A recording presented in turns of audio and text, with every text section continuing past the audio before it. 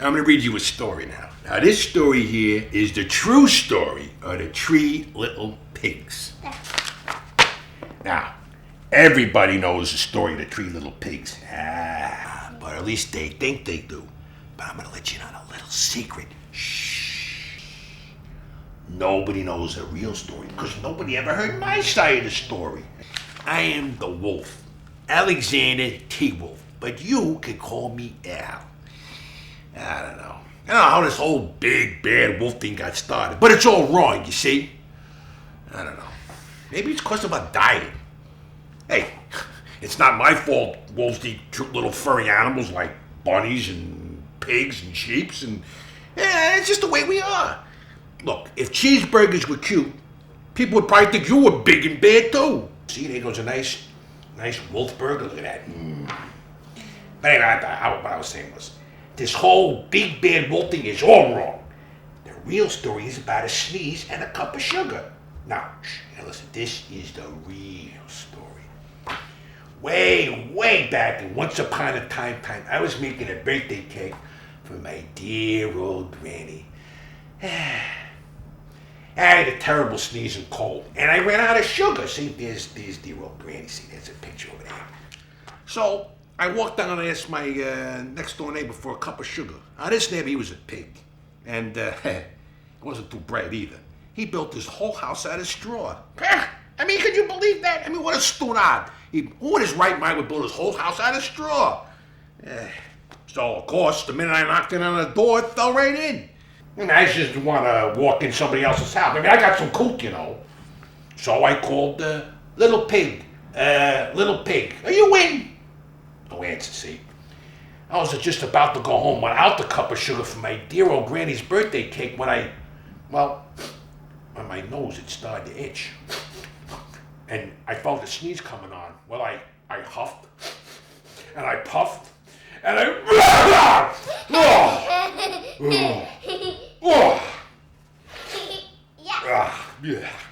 and I sneezed a great sneeze. Whew. Look at that there. Woof. And do you know what? The whole darn straw house fell down. And right in the middle of the pile of straw was the first little pig. Dead as a doornail. He'd been home the whole time.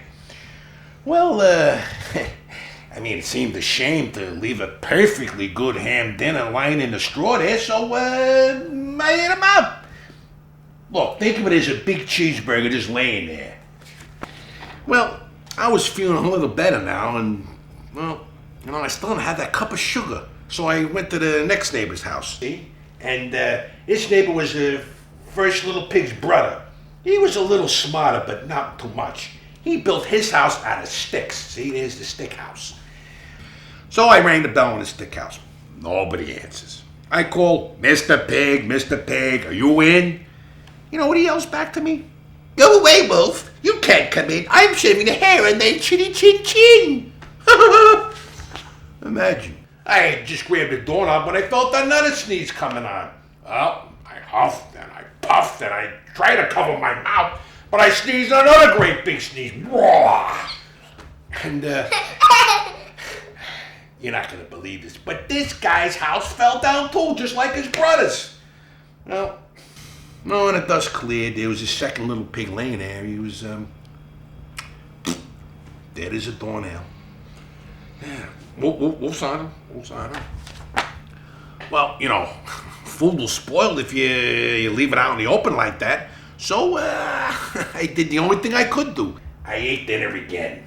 Think of it as a second helping. You don't mind if I loosen my pants, I'm getting a little full here. But my cold was feeling a little better, but I still didn't have that cup of sugar for my dear old granny. So I went to the next house. Now this guy here, he was the first and second pig's little brother. He must have had all the brains in the family, because this guy, he built his house out of bricks. See, look at that there. A brick house. Well, I knocked on the door, see? No answer. I called, oh, Mr. Pig, you in there? And you know what that rude little porker answered? Get out of here, Ruth. Don't bother me again. Oh boy, talk about impolite.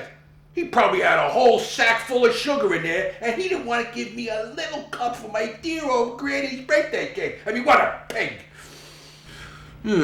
Well, I was just about to go home and maybe make a nice birthday card instead of a cake when my cold kept coming on, and well, I huffed and I puffed and I sneezed again. Blah! Whew. And you know what this tired pig yelled? And you, Granny, can sit on a pin. Ooh. I mean, now look, I'm usually a pretty calm fella, but when somebody talks about my granny like that, I just go a little crazy. Of course, when the cops showed up, I was trying to break this pig's door down. All the time I was huffing and puffing and sneezing and making a real scene. Look at that there. And the rest, as they say, is history. Well, of course, the news reporters found out about the 2 pigs I ate for dinner, and they figured a stick guy borrowing a cup of coffee, that don't sound very exciting. So they jazzed it up with all that stuff about huff and puff and your house now. And they made me out to be the big bad wolf, the nicest guy in the world. So that's it. That's the whole story. I was framed. But maybe you could loan me a cup of sugar. All right. The end.